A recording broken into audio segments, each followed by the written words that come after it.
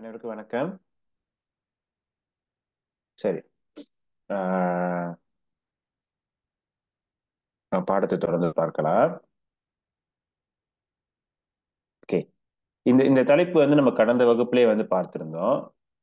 செய்வினை செய்பாட்டு வினை பார்த்துட்டு ஒரு சிறிய ஒரு பயிற்சியை நம்ம செய்திருந்தோம். இருந்த போதிலும் நான் கடந்த வகுப்பிலே சொல்லியிருந்தேன், இந்த பாடமானது நம்ம இரண்டாவது தொடர்ந்து அடுத்த வகுப்புலையும் பார்ப்போம் அப்படின்னு சொல்லிட்டு. சரி, முதல்ல இன்றைய பாடத்தை நம்ம தொடர்ந்து பார்ப்பதற்கு முன்பு இன்றைய பாடம் பார்க்க போன்றா இந்த தலைப்புக்கு வளப்படுத்துதல் பயிற்சி. அதாவது இந்த பாடம் நம்ம எந்த அளவுக்கு புரிந்து வைத்திருக்கோம் என்று இன்று நமக்கு ஓரளவுக்கு தெரிஞ்சிடும். ஓகே, அதற்கு முன்பு கொஞ்ச நேரங்க.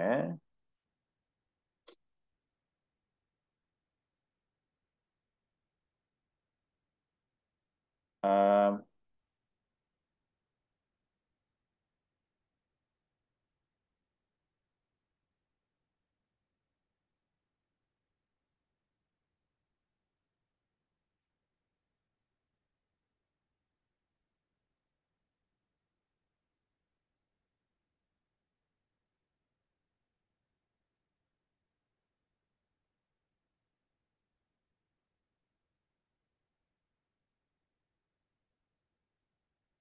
யார் யாருக்கெல்லாம் இந்த தலைப்பு இன்னும் ஞாபகம் இருக்கு? செய்வினை என்றால் என்ன, செய்வினை வாக்கியம் என்றால் என்ன, செயற்பாட்டு வினை வாக்கியம் என்றால் என்ன என்பது யார் யாருக்கெல்லாம் இன்னும் ஞாபகம் இருக்கு? நீங்க கைகளை உயர்த்தலாம்.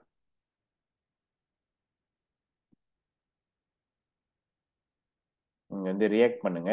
நான் உங்க பேர் அழைக்கிறேன்.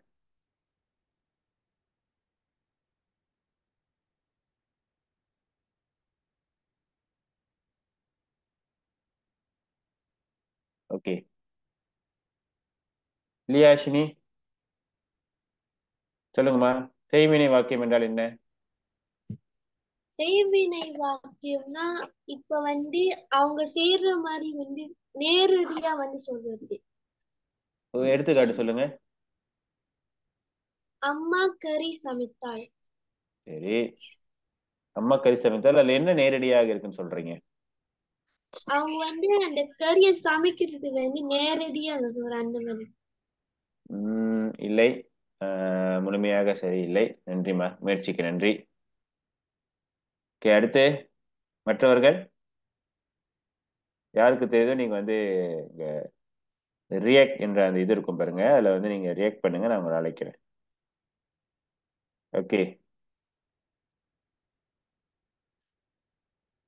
சொல்லுங்கய்யா. யாரு இவரு? மே மேவனனா?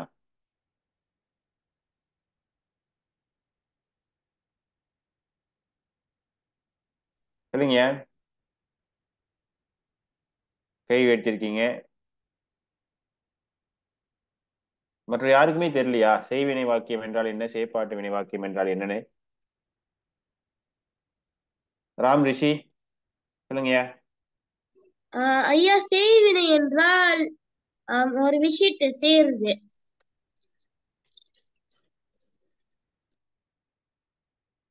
செய்வினை என்றால் ஒரு விஷயத்தை செய்யறது ஐயா. செய்வினை என்றால் ஒரு விஷயத்தை செய்யறது. எடுத்துக்காட்டு வாக்கியம் சொல்லுங்க.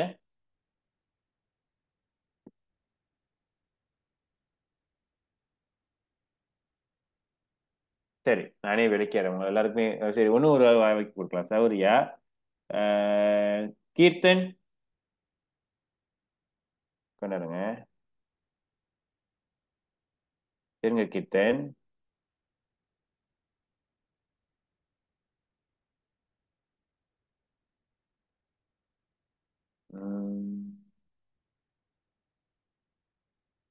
விலங்குல கீர்த்து கொஞ்ச நேரம் கொஞ்சம் மியூட் பண்றோமா, அன்மியூட் பண்ணிடுறோங்களா முதல்ல?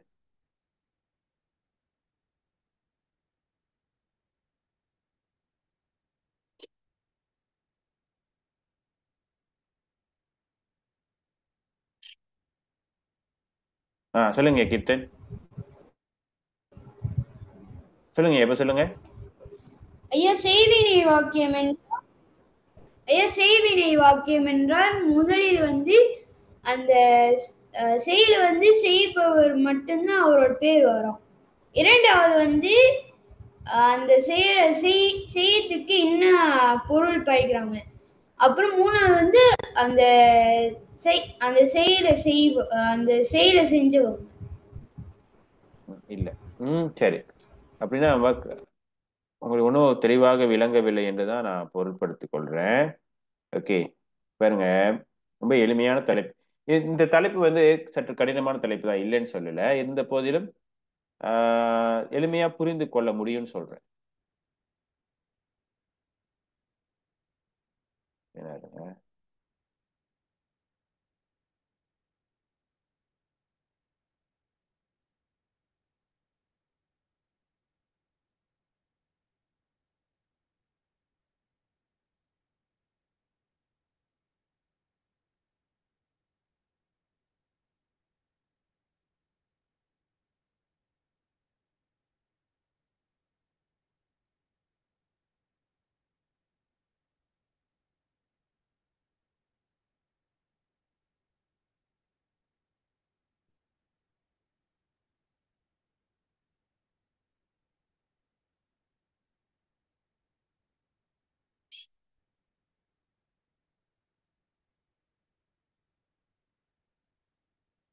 ஓகே, செய்வினை வாக்கியம் என்றால், ஓகே, முதல்ல நீங்க நல்லா தயவு செய்து கவனமா கேளுங்க. ஆஹ் இன்று நான் நினைக்கிறேன் நமக்கு ஓய்வு எடுக்க வேணாம்னு நினைக்கிறேன் 5 நிமிடம். நமக்கு ஏன்னா முதல்ல தொழில்நுட்ப சிக்கல்னால நம்ம வகுப்பு சற்று தாமதமா ஆரம்பித்தோம். அதனால நம்ம இன்னைக்கு ஓய்வு வேணாம். 8:15 ஓய்வு இல்லை நமக்கு. பரவாயில்ல, 5 நிமிஷம் தானே இன்னைக்கு ஒரு நாள். சரி, ரொம்ப கவனமா முதல்ல வாக்கியத்துடைய கூறுகள் 3 கூறுகள். வாக்கியத்துடைய கூறுகள் 3 கூறுகள். ஓகே, எழுவாய், பயனிலை, செய்யப்படும் பொருள். எழுவாய் என்பது அந்த வாக்கியத்தின் செயலை, அந்த ஒரு ஒரு வாக்கியத்துல ஒரு செயல் இருக்கும், ஒரு வேலை இருக்கும், அந்த வேலையை செய்பவர், அதுதான் எழுவாய்.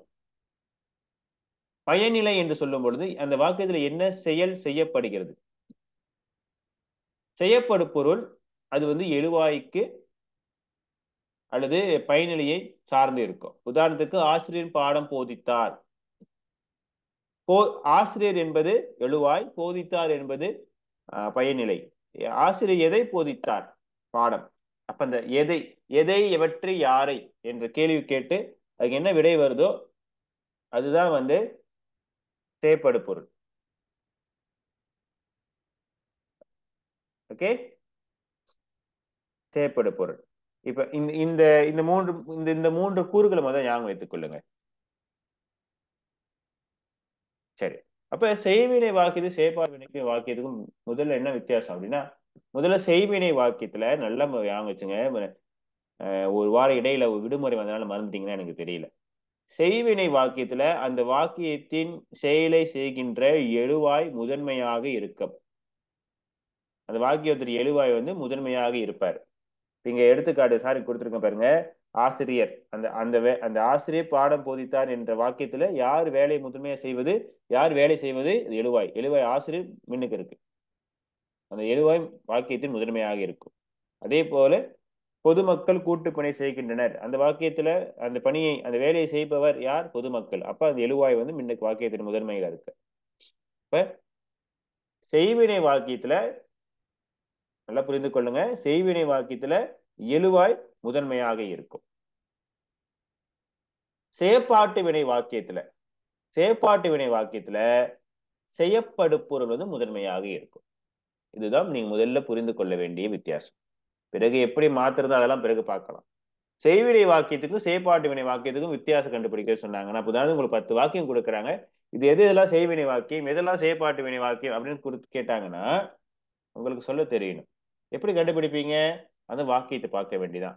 அந்த வாக்கியத்துல செயலை செய்கின்ற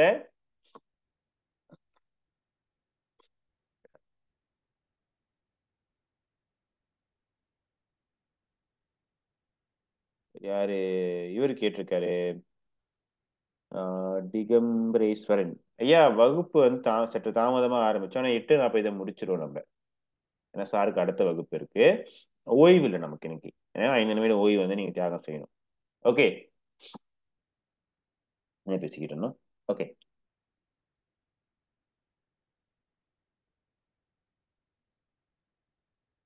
அப்ப உங்கள்ட்ட ஒரு வாக்கியம் கொடுத்துட்டு கேட்கறாங்க வைத்துக் கொள்ளுங்களேன்.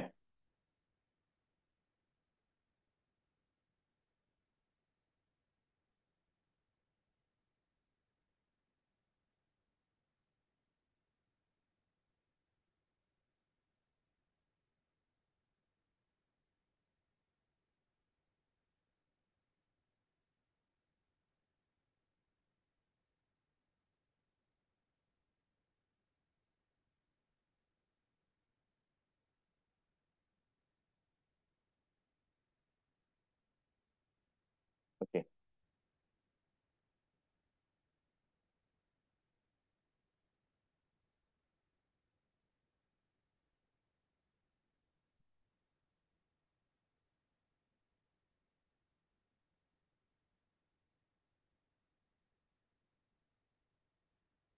சரி.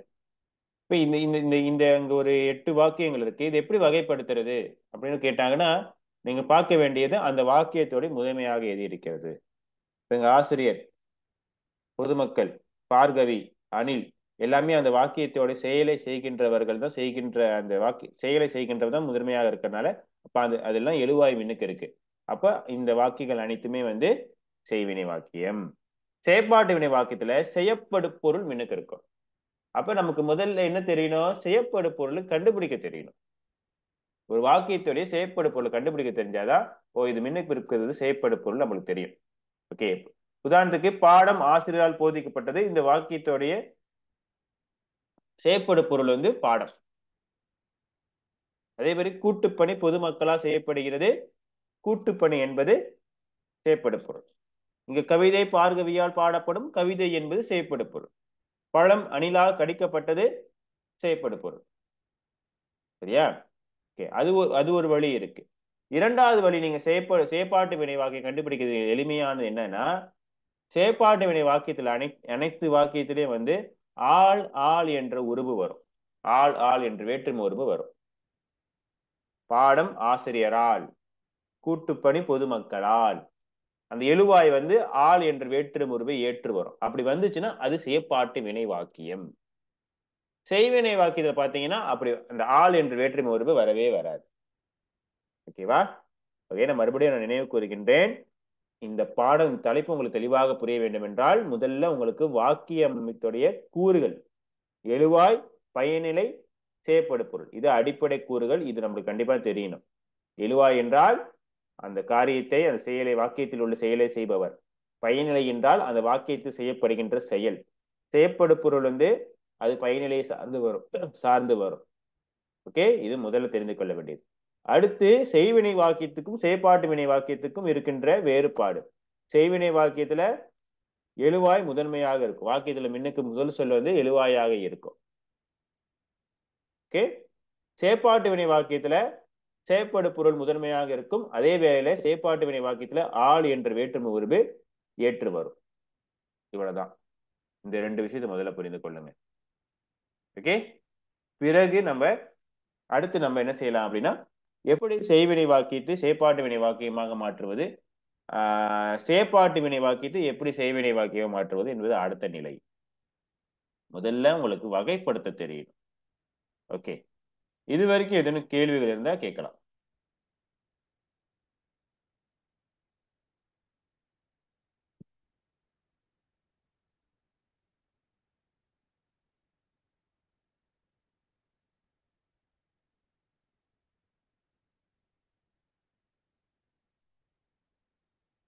சொல்லுங்க தர்ஷன், கை வைத்துங்க.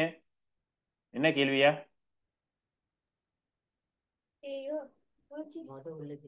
முத உள்ளது கை தூக்கணும். இறக்கலையா? கை இறக்கிடுங்க, வலிக்க போகுது. இந்த 3 பேர் கை வச்சிருக்கீங்களே, இப்போ உள்ள கேள்வி சந்தேகம் இருக்கா இல்ல தொடக்கத்துல உயர்த்தின அது கை அப்படி உயர்த்தி வச்சிருக்கீங்களா?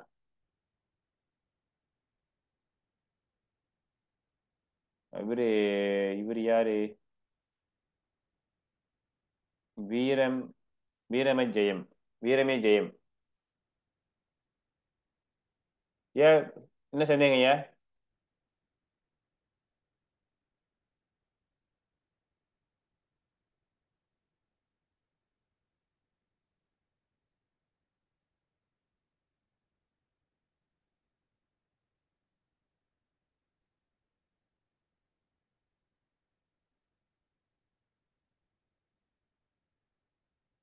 சரி, மற்ற யாரும் கேள்வி இல்லைன்னு நினைக்கிறேன்.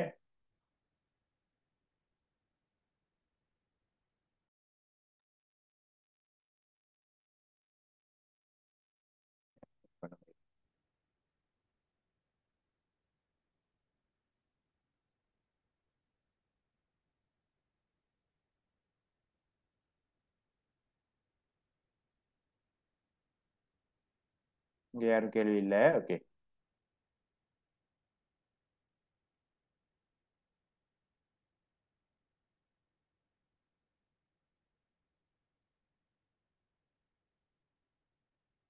சரி. இப்ப அடுத்து வந்து இதெல்லாம் நம்ம கடந்த வகுப்பிலே பார்த்துட்டோம். இருந்தாலும் மறுபடியும் ஒரு முறை நம்ம பார்த்தோம். இதெல்லாம் பார்த்துட்டோம். இந்த இந்த உத்தி முறை பார்த்துட்டோம். உத்தி 4 முக்கோண உத்தி என்பது எதை விளக்குகிறது என்றால்,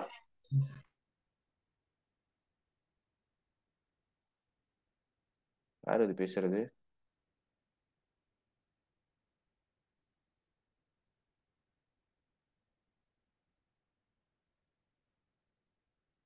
ஓகே, 4 முக்கோண உத்தி என்பது 4 படிநிலைகளை குறிக்கிறது. அதாவது நீங்க செய்வினை வாக்கியத்தை செயற்பாட்டு வினை வாக்கியமாக மாற்ற வேண்டும் என்றால் 4 படிநிலைகளை வந்து நீங்க மேற்கொள்ள வேண்டும். 4 ஸ்டெப்ஸ். ஓகேவா? முதல்ல வந்து முதல் படிநிலை வந்து வாக்கியத்தில் உள்ள பயனிலையை அடையாளம் காண வேண்டும். ஓகே, அந்த வாக்கியத்தில் செய்யப்படுகின்ற செயலை நீங்க அடையாளம் காண வேண்டும். அடுத்து வாக்கியத்தில் உள்ள எழுவாயை அடையாளம் காண வேண்டும். எழுவாயினா அந்த அந்த அந்த பயனிலை கண்டுபிடிச்சீங்களா? முதல்ல ஸ்டெப் 1ல படிநிலை 1ல அந்த செயலை செய்பவர் யார் அல்லது எது எவை என்பதை அடையாளம் காண வேண்டும். 3வது படிநிலை வாக்கியத்தில் உள்ள செய்யப்படும் பொருளை அடையாளம் காண வேண்டும். செய்யப்படும் பொருளை எப்படி அடையாளம் காண்பது? இங்க இருக்கு பாருங்க. பயனிலையில் நின்று யாரு எதை எவற்றை எவர்களை முதலிய வினாக்களை எழுப்பும் போது கிடைக்கும் விடையே செய்யப்படும் பொருள். ஓகே, ஆசிரியர் பாடம் போதித்தார் என்ற நிலையில் நின்று ஆசிரியத்தை போதித்தார் பாடம் என்று விடை கிடைக்கும் போது அந்த பாடம் என்பது அந்த வாக்கியத்தோடு செய்யப்படும் பொருள். ஓகே, இது 3வது படிநிலை. 4வது படிநிலையில எழுவாயுடன் ஆள் என்ற வேற்றும் உருவை சேர்க்கவும் அல்லது அகற்றவும். ஓகே, எப்ப சேர்ப்போம் அப்படின்னா செய்வினை வாக்கியத்திலிருந்து செயற்பாட்டு வினை வாக்கியமாக மாற்றும் பொழுது ஆள் என்று வேற்றும் உருவை சேர்ப்போம். அதுவே செயற்பாட்டு வினை வாக்கியத்திலிருந்து செய்வினை வாக்கியமாக மாற்றும் பொழுது ஆள் என்று வேற்றும் உருவை அகற்றுவோம். சரி, இது எடுத்துக்காட்டுகள் பிறகு பார்ப்போம். ஓகே, இங்க பாருங்க பயிற்சி. செல்வன் பந்தை உதைத்தான். ஓகே, முதல்ல இந்த வாக்கியம் வந்து செய்வினை வாக்கியமா செயற்பாட்டு வினை வாக்கியமா? யார் சொல்ல முடியும் எனக்கு?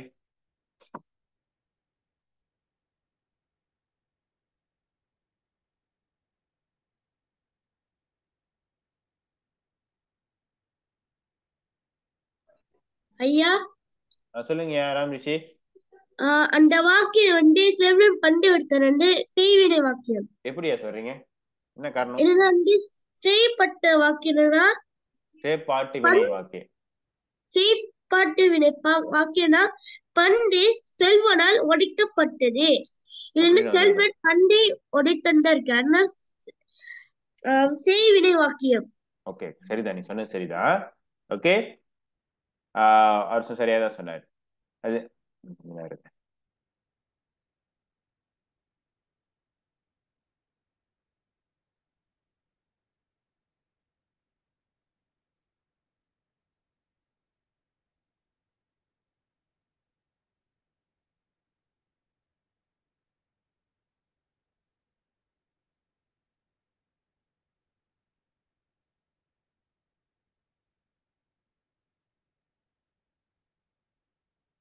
இன்று வினாடி வினா உள்ளதா ஐயா? வினாடி வினாவையா? சரிங்க, முதல் பாடத்தை நல்லா புரிஞ்சுங்க, அப்புறம் பார்ப்போம் அது. ஓகே, செல்வன் பந்தை உதைத்தான் என்பது உதாரணத்துக்கு இங்க தலைப்பு கேள்வி கட்டளை கொடுத்திருக்கனால ஒரு நீங்க கண்டுபிடிச்சு சொல்லியிருக்கலாம். ஆனா அதுக்கான காரணம் எப்படி கண்டுபிடிச்சீங்க? இது செய்வினை வாக்கியமா செயற்பாட்டு வினை வாக்கியமானா ஓகே, உங்களுக்கு என்ன பதில் சொல்ல தெரியணும் அப்படின்னா இந்த வாக்கியத்துடைய எழுவாய் தான் முதன்மையாக இருக்கு. அப்ப இந்த வாக்கியம் வந்து செய்வினை வாக்கியம் சார் அப்படின்னு சொல்ல தெரியும். அப்ப செல்வன் பந்தை உதைத்தான் என்பது செய்வினை வாக்கியம். முதல் படிநிலை என்னது? முதல் படிநிலை பயனிலையை கண்டுபிடிக்கிறது. உதைத்தான் என்பது இந்த வாக்கியத்துடைய படிநிலை.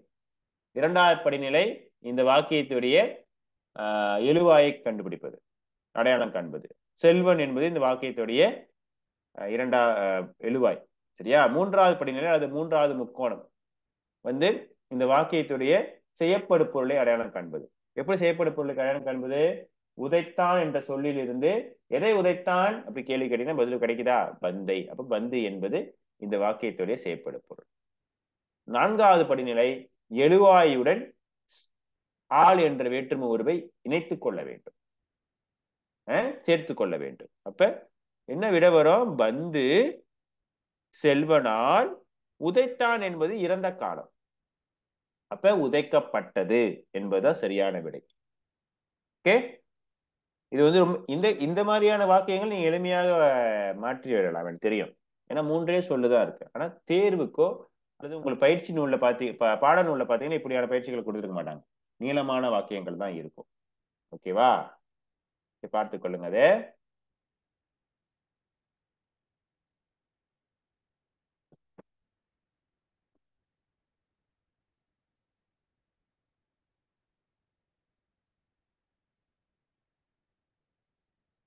ஓகே, அடுத்த வாக்கியம்.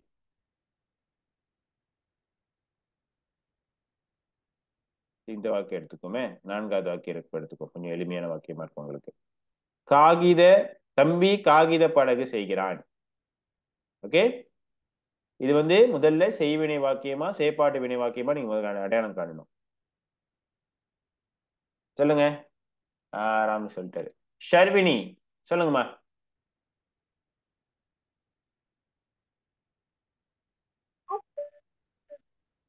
இந்த வாக்கியம் வந்து தம்பி காகித படகு செய்கிறான் என்பது செய்வினை வாக்கியமா செயற்பாட்டு வினை வாக்கியமாமா?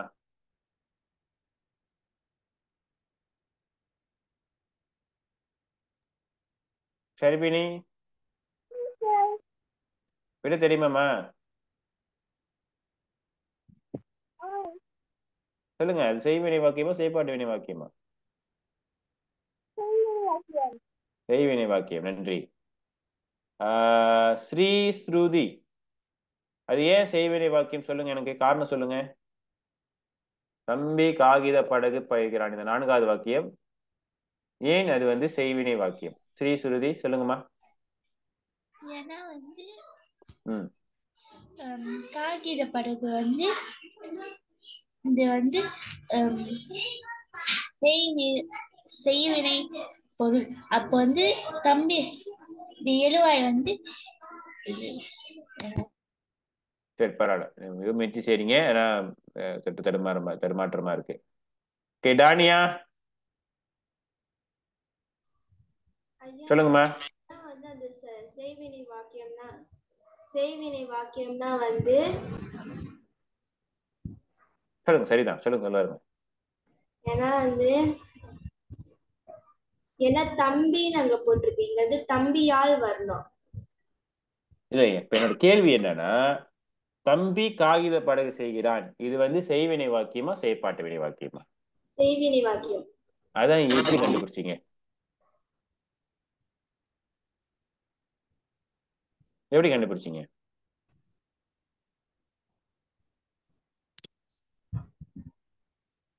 சரி, மற்றவங்க வாய்ப்பு கொடுப்போம்.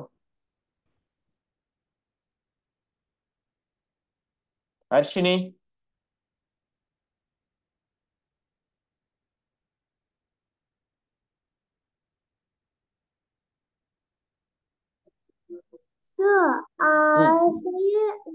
செய்வினை வாக்கியம் நினைக்கிறோம் சார். ஏன் நினைக்கிறீங்க? எப்படி நினைக்கிறீங்க?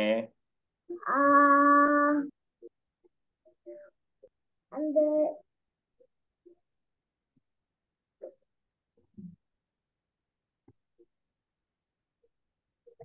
ஒரு எளிமையான கேள்வி, யாருக்கு பதில் சொல்ல தெரியல. கமலம்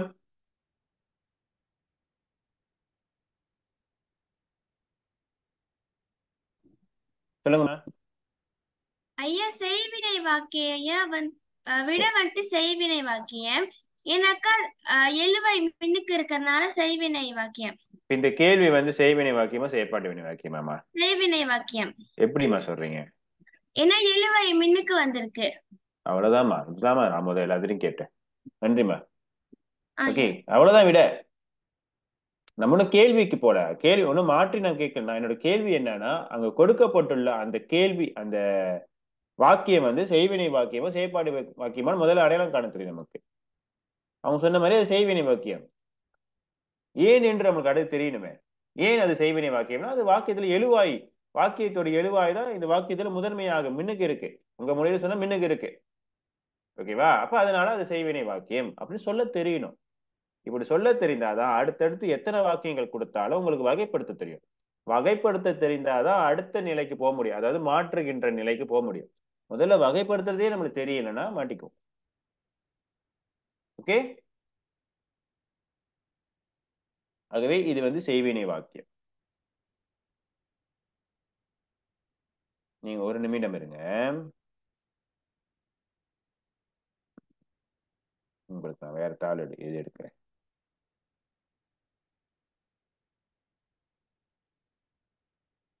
கவினேஷ் ஒரே சிறப்பா இருக்கு.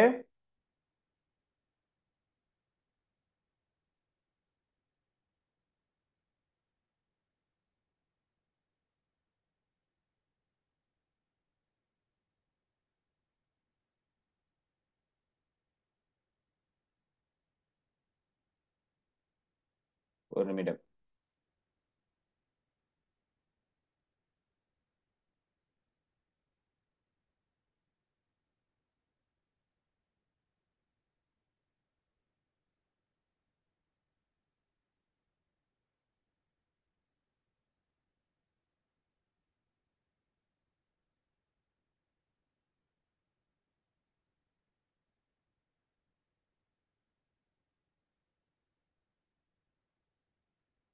முதல்ல உங்களை வகைப்படுத்துறதே ரொம்ப கஷ்டப்படுறீங்க நீங்க.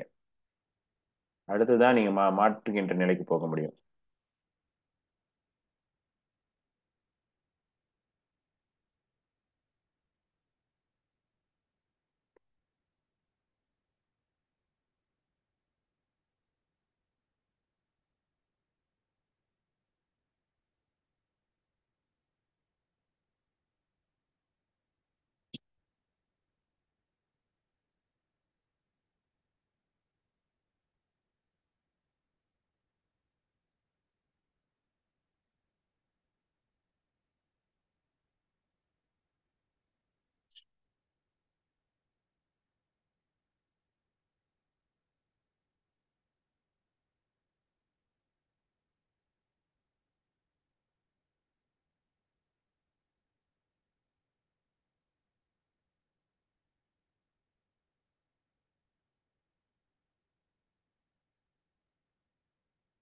ஓகே, பார்த்து கண்டுபிடிச்சிடலாம் யாருக்கு தெரியுது யாருக்கு தெரியல அப்படின்னு.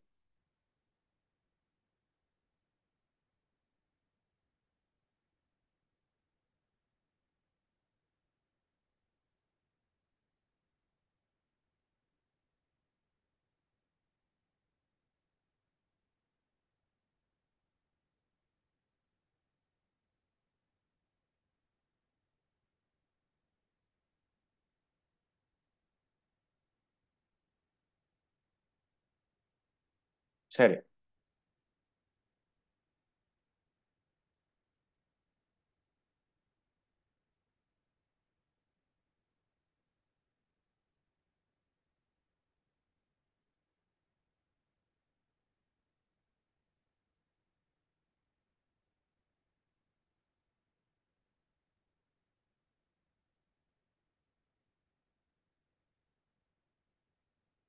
பாருங்க. கண்ணன் மன்னிக்க, கண்ணகி மதுரையை எரித்தார். ஓகே, இது வந்து இப்ப செய்வினை வாக்கியமா செயற்பாட்டு வினை வாக்கியமா? தெரிந்தவர் மட்டும் கை உயர்த்துங்க. ஓகே, யஷிகா சொல்லுங்க. செய்வினை வாக்கியம் ஐயா. எப்படிமா சொல்றீங்க? காரணம்? என எழுவாய் மின்னுக்கு இருக்கு. வாக்கியத்தோட எழுவாய் என்னமா? கண்ணகி. கண்ணகி. ஓகே, சரி. இந்த மாதிரி சொல்ல தெரியணும். நன்றிமா. நன்றி ஐயா. அடுத்து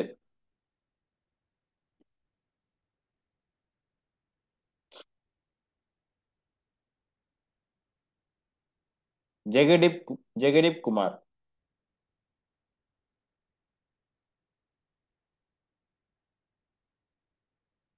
ஜெகடிப் குமார் சொல்லுங்க அடுத்த வாக்கியம். வணக்கம் ஐயா. வணக்கம் ஐயா. இது இரண்டாவது வாக்கியம் வந்து செய்வினை வாக்கியம். வாசிங்க வாசியா வாசி. திருக்குறள் உலக மக்களால் புகழப்படுகிறது. செயல்பாட்டு வினை ஐயா. எப்படி சொல்றீங்க? என்ன மின்னுக்கு வந்து எழுவாய் இல்லையா? எழுவாய் இல்ல, செய்யப்படு பொருள் வந்திருக்கு. வேற காரணம் இல்லை ஐயா. இருக்கே, இன்னொரு காரணம் இருக்கே.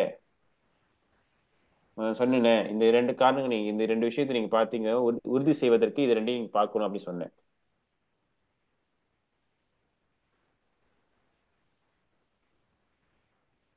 தெரியலையா? தெரியல, பரவாயில்ல.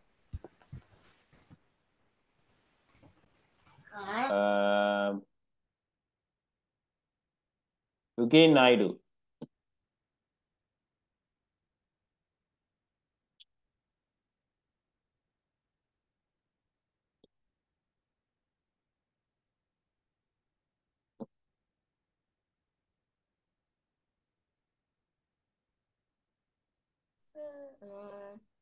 சொல்லுங்க யுகேன் நாயுடு. செய்வினை. அந்த வாக்கியம் செய்வினை வாக்கியமா அப்படின்றீங்க? செய்யப்பாட்டு வினை. கொஞ்ச நேரம் இருங்க.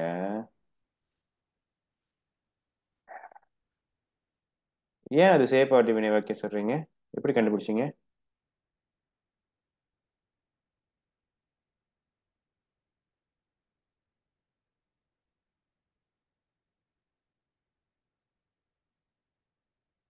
எப்படி கண்டுபிடிச்சீங்க? இரண்டாவது வாக்கியம் வந்து செயற்பாட்டு வினை வாக்கியம் எப்படி கண்டுபிடிச்சீங்க?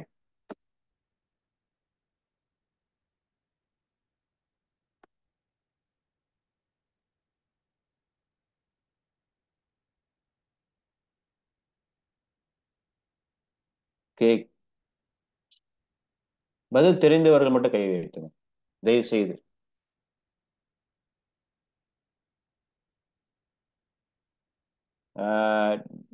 டிகம்பரேஸ்வரன் சொல்லுங்க.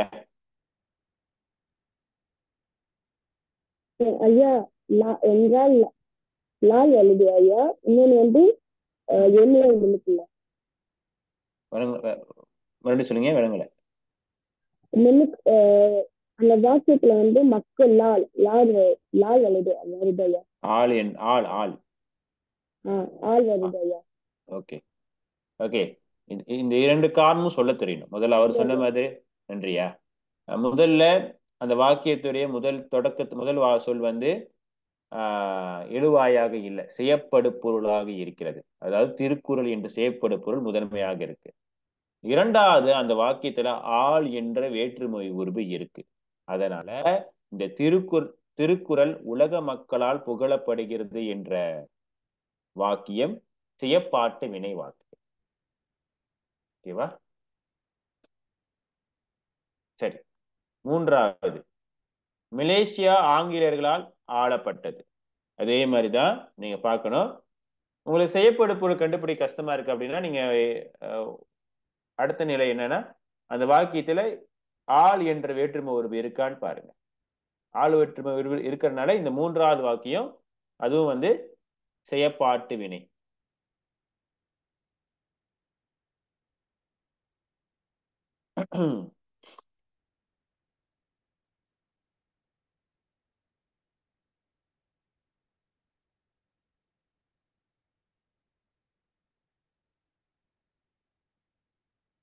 ஓகே. அடுத்து, ஆசிரியர் மகிழினியனை பாராட்டுவார். பேர் வந்து மகிழினியன். ஆசிரியர் மகிழினியனை பாராட்டுவார். இந்த வாக்கியத்துல வந்து இது முதன்மையாக இருக்கு. அந்த வாக்கியம் செய்யப்படுகின்ற செயல் என்ன? பாராட்டுவார். அந்த வேலை செய்வது யார்? ஆசிரியர். அப்ப இந்த வாக்கியத்துடைய எழுவாய் வந்து வாக்கியத்தில் முதன்மையாக இருக்கிறது. அப்பொழுது இந்த வாக்கியம் வந்து செய்வினை வாக்கியம். இரண்டாவது தொடர்ந்து 5வது, சிலை சிற்பியால் செதுக்கப்படும். சிற்பின்னு அந்த சிலை செய்யறாங்களா, அவங்கதான் சிற்பி. ஓகேவா? அப்ப இந்த வாக்கியத்தோட எது முதன்மையாக இருக்கு? செய்யப்படும் பொருள் முதன்மையாக இருக்கு. சிலை என்ற செய்யப்படும் பொருள் வந்து முதன்மையாக இருக்கிறது. சரியா? மற்றொன்று, இந்த வாக்கியத்துல வந்து ஆள் என்ற வேற்றுமை உருவு வந்திருக்கு. ஆகவே இந்த 5வது வாக்கியம் செய்யப்பாட்டு வினை வாக்கியம். மாணவர்கள் தேர்வு எழுதினர். இந்த வாக்கியத்துடைய செயல் என்ன? எழுதினர். செய்பவர்கள் யார்? மாணவர்கள், எழுவாய். அப்ப வாக்கியத்துடைய முதன்மையில எழுவாய் இருக்கிறது. ஆகவே மற்றொன்று, இந்த வாக்கியத்துல ஆள் என்ற வேற்றுமை உருவு இல்லை. ஆகவே இது வந்து செய்வினை வாக்கியம். கீரிப்பிள்ளை பாம்பால் துரத்தப்பட்டது. கீரிப்பிள்ளை பாம்பால் துரத்தப்பட்டது. இதுல வந்து செய்யப்படும் பொருள் முதன்மையாக இருக்கு. அதே வேளையில ஆள் என்ற வேற்றுமை உருவு இருக்கிறதுனால இந்த வாக்கியம் செய்யப்பாட்டு வினை வாக்கியம். பாடல் சுதேசனால் பாடப்படுகிறது. பாடல் சுதேசனால் பாடப்படுகிறது. ஆள் என்ற வேற்றுமை இருக்கிறது. அதனால் இதுவும் செய்யப்பாட்டு வினை வாக்கியம். காமினி என்னரா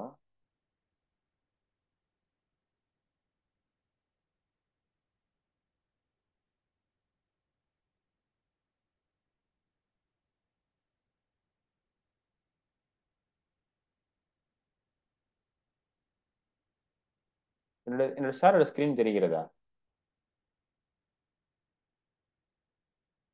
ஸ்கிரீன் தெரியுதாயா? கீர்த்தன் சொல்லுங்கய்யா, கை காட்டுங்க. Sir screen தெரியுதாயா?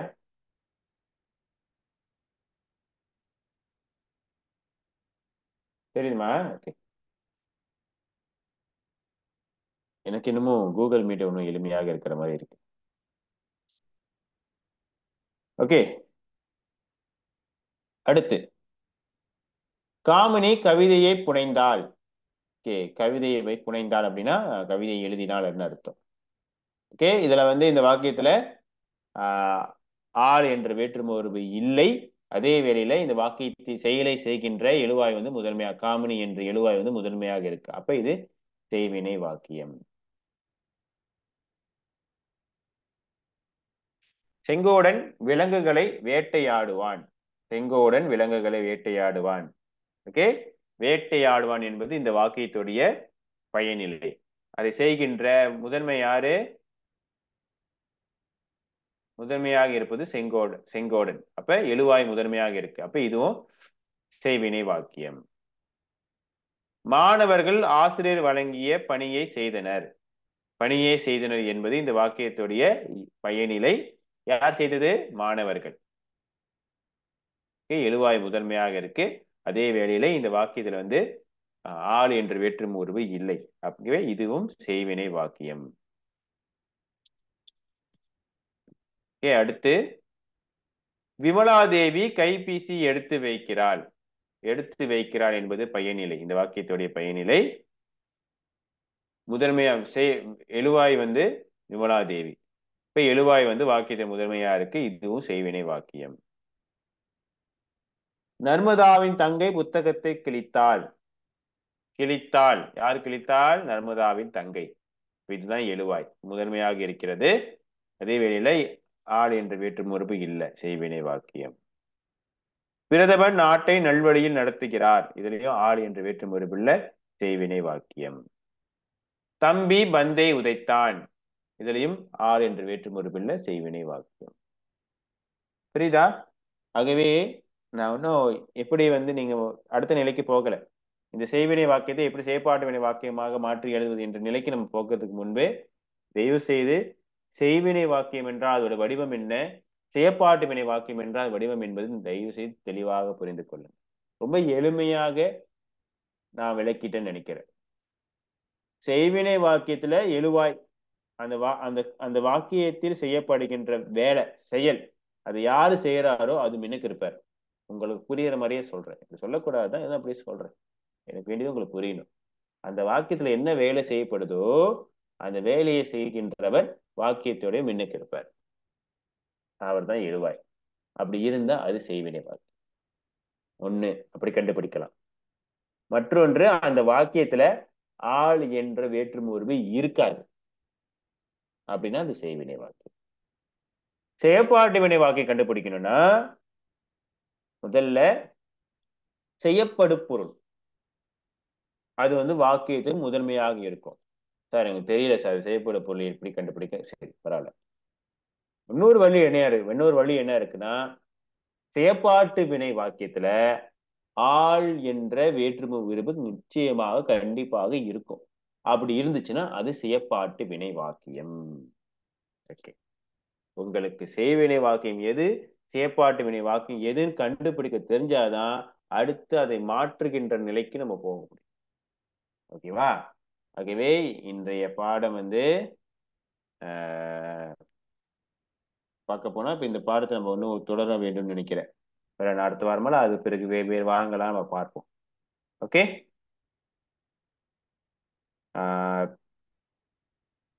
சரி. எனக்கு கடந்த பாடத்துல படித்ததே நீங்க வந்து பாட தொடக்கத்துல உங்களால சொல்ல முடியல. ஓகே,